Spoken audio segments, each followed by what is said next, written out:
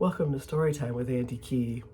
I am sick, but I thought it would be funny to read a book with my hilarious voice. And this is such a crazy coincidence. I bought this book a few weeks ago at Goodwill, and it's because I bought it because it's the Muppets. I love the Muppets, right? Big Bird and Snuffleupagus.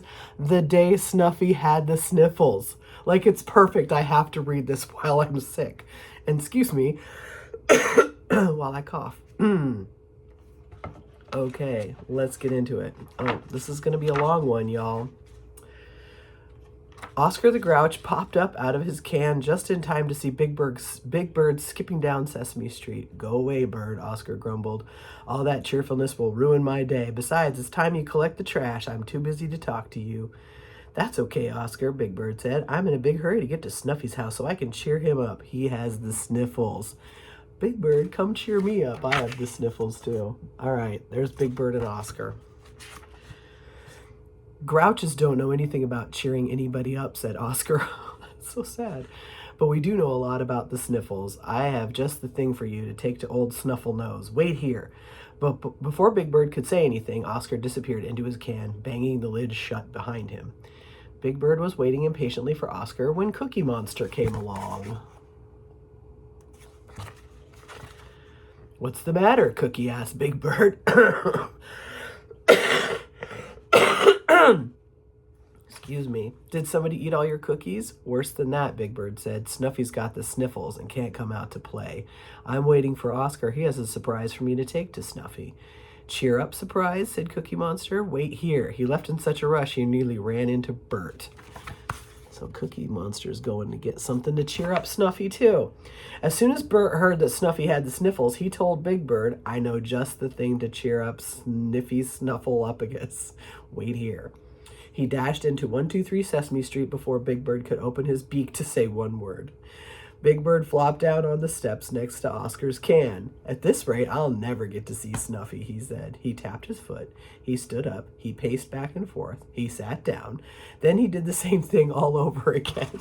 Poor Big Bird. Oh, look at him. He looks stressed. He's like, he wants to go see his best buddy. Just when Big Bird decided that he couldn't wait 1 second longer, Bert ran down the steps and handed him a large shoebox. Big Bird peeked inside. It's my bottle cap collection, said Bert proudly. You can lend it to Snuffy. It'll give him something fascinating to look at while he's sick in bed. There's nothing more exciting than a bottle caps, except maybe paper clips. Oh, that's so nice of Bert. Bert and his bottle cap collection. Before Big Bird could answer, Cookie Monster came back, huffing and puffing. He held out a slightly dented cookie tin. Gee, thanks, Cookie, Big Bird said. He tugged at the lid. I just know Snuffy will enjoy all these cookie crumbs? Cookie Monster shrugged. Well, it's the thought that counts. He brushed chocolate chips and cookie crumbs off of his tummy. Sure cheered me up, he said. Cookie Monster, come on. You can't even save any cookies for Snuffy? Dang. Just then, Oscar popped back up. Here, Bird, he said. Perfect thing for old Sniffy. He placed a jar of something lumpy and green on top of the shoebox and cookie tin. It's an old Grouch family recipe handed down from my Grand Grouch and to my Mom Grouch. It's sure to cure even the Snuffleupagus-sized sniffles. Sardine and sauerkraut soup. Ugh, I don't know about that soup. Bert and Cookie Monster held their noses. Blech, they said. You better get a move on, Bird, said Oscar. Can't let that soup get too warm. Sardine and sauerkraut soup only tastes its worst when it's good and cold. Oh, gross. No, thank you. Juggling the shoebox, the cookie tin, and the smelly Grouch soup, Big Bird started off again. He was glad to be on his way to Snuffy's at last. He got as far as the library when he met Betty Lou. As soon as she heard where Big Bird was going, Betty Lou said, I know just the thing to cheer up Snuffy. Come on.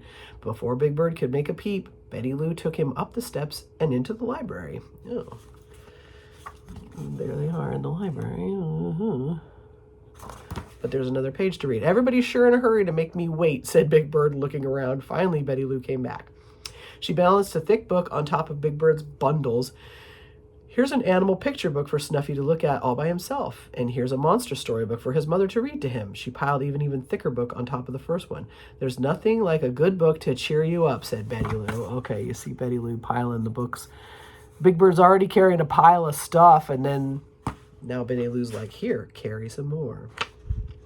Big Bird's arms were so full he couldn't wave goodbye to Betty Lou. It's a good thing Snuffy's cave isn't far, he said.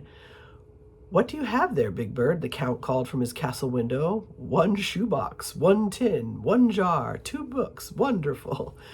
Big Bird told the Count why he was in a hurry. I have just the thing for your friend, the Count said. Wait here. Oh, what else could Big Bird possibly carry? After what seemed like hours to Big Bird, the Count came out of his castle and handed him a box of tissues. Okay, that comes in very handy when you're sniffling. Snuffy can count them as much as he pleases, and then they'll come in handy whenever he sneezes, said the Count. Crinkled and wrinkled tissues stuck out of the box. I counted them myself. There are 200 tissues, said the Count. Oh my God, that's funny. Pre-counted tissues. Thank you, Count. Big Bird tiptoed quietly past Gladys's barn. My, you do have your hands full, said Gladys the cow. These are surprises for Snuffy, Big Bird explained. He has the sniffles. I've been trying all morning to go cheer him up. Well, any cow knows there's only one way to do that, Gladys said. Wait here. Uh-oh. Not again, Big Bird said, but Gladys had already trotted into the barn. There's Gladys looking at this situation. Gladys's cheer up present turned out to be a pint of ice cream. Ooh, that sounds good. It was getting soft and soggy in the noontime sun. Nothing puts you in a good mood like ice cream. Get it? Mood, because it's a cow. Her bell tinkled as she balanced the squishy ice cream carton on top of the wrinkled tissues and the books and the jar and the empty cookie tin and the shoebox. Big Bird watched the sticky pink drops fall onto his toes. Oh, it's strawberry, Gladys explained. Okay, because the ice cream is melting.